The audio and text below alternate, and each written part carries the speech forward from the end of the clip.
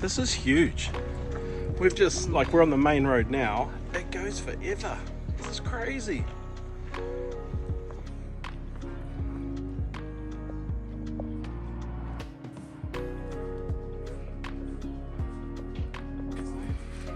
Just here on the wall is some original lead piping.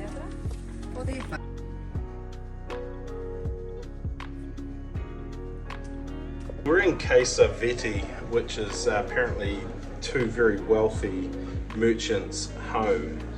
This is one of the most intact villas you can visit. Yeah, this picture here. Inside the house of the Vettii, one of Pompeii's most elegant homes, the frescoes are incredible. Vivid scenes of mythology covering nearly every wall. Right at the entrance, Trevor showed us the famous image of Priapus, the Roman god of fertility.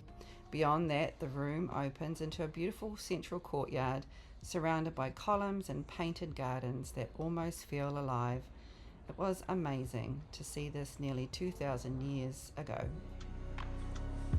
And I can't get over this stuff is 79 BC. And we're just wandering around it and it looks amazing. The restoration work here is insane.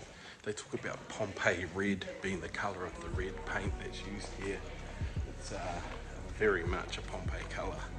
But there's kitchen, there's servant quarters, there's take your pick. This is amazing.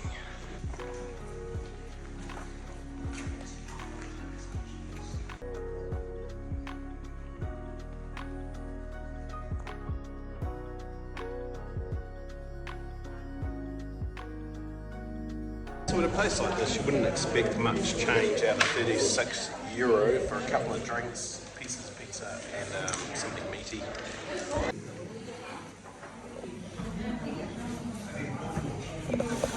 So Pompeii is huge, like it's massive. We've been here 4 hours, we haven't seen everything. 2 more things we want to go and check out and then we'll hit the road, but I haven't enjoyed somewhere as much since I was at Angkor Wat in Cambodia. This place is primo. Hey, we've had a feed, we've had a sugar lift with some fizzy and some fruit juice. Needed that. Definitely needed it. So the spirit's willing, but the body is weak. And we've already been walking around here now for over 4 hours. Yeah, we're 4 hours deep. Oh god. She's marathon whānau. Okay, so we've found another area where there's casts. And what I'll say is, I know some people get a bit worried that all over Pompeii you'll see these casts. To be fair, you have to really hunt them out. They are not easy. We've been wandering corners left, right in the maze of Pompeii for about 10 minutes to get to these ones. So I'm gonna have a look at them now, show you. Trigger warning, I guess. So this group of casts, all of these people were found here in the vineyard behind me. So obviously they're working or playing in the vineyard for the kids. But again, they're not the actual bodies of the people. This was the cast put into the holes that were left behind in the lava where they were.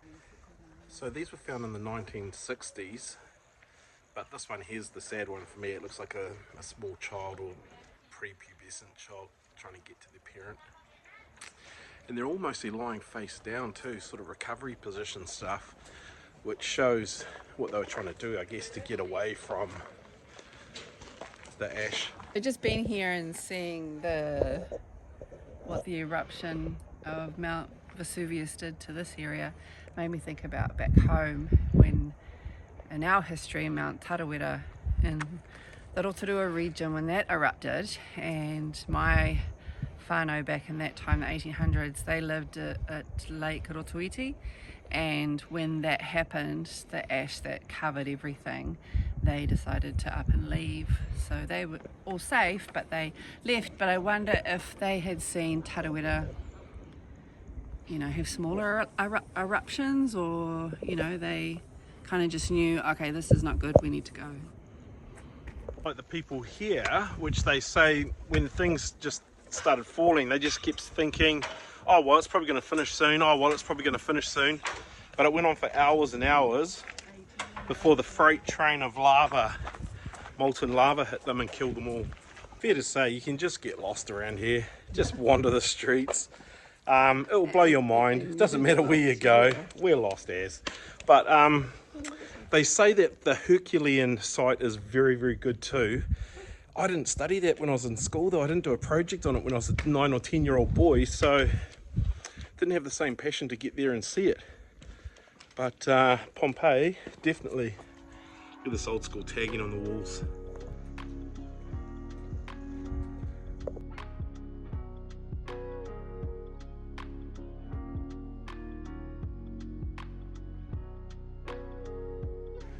We've just decided to sit down back here in the forum because we don't know if we'll ever get back here again, but why not just sit and enjoy this place? Just acknowledge many people that lost their lives here in this place, and mihi to them, and just appreciate how sophisticated their society, their lives actually were, albeit 0079 AD. It's just amazing. The other thing we just say is we were walking around, we're saying, you know, a year ago when we did this trip, we felt a lot fitter. And we're shocked at the impact 12 months has had on us. God, we're both limping around, sore as anything. Anyway, we won't moan about that because it's not Gapit50. We arrived in this spot this morning at about 10 o'clock, 10:30, full of hope and excitement. Now we're pretty exhausted. We're back here again. It's 3 o'clock. It's sort of 5 hours, 4.5, 5 hours wandering around here. It's been an awesome day. I think you should do Pompeii. I've enjoyed this more than Ephesus and plenty of other Roman ruins we've visited. I reckon this is an 8 out of 10 space. Okay, it's 9 out of 10. So we're back at the train station. You buy a train ticket from Pompeii to Naples. It will cost you €3.20 each to get up to Central Station, which is pretty good, man. It's a cheap train ride around today.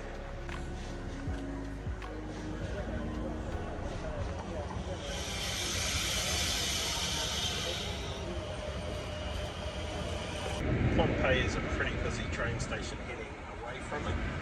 There's lots of tourists and commuters. If you can get a seat. The train from Pompeii to Naples is around 35 to 40 minutes and they run about every 20 minutes. You're going to get off in town at the Garibaldi station in Naples. Well, it's the end of a long day. We're pretty tired. Danielle's already said she's not cooking dinner tonight and is thinking Uber Eats. That's if we get to where we're going.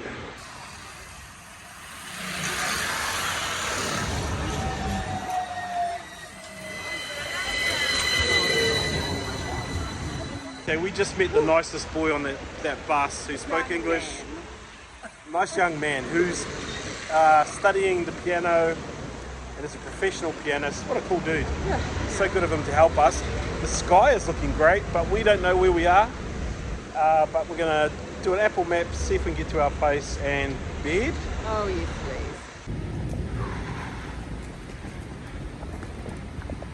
Pretty happy with this Airbnb. This is at $80 a night, New Zealand. Oh, awesome. Danielle? Oh, it's great.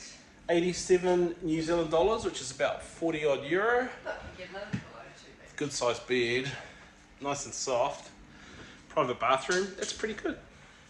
So our apartment is in a great location to get to the airport tomorrow, but it's not in a great location to get something to eat or drink tonight.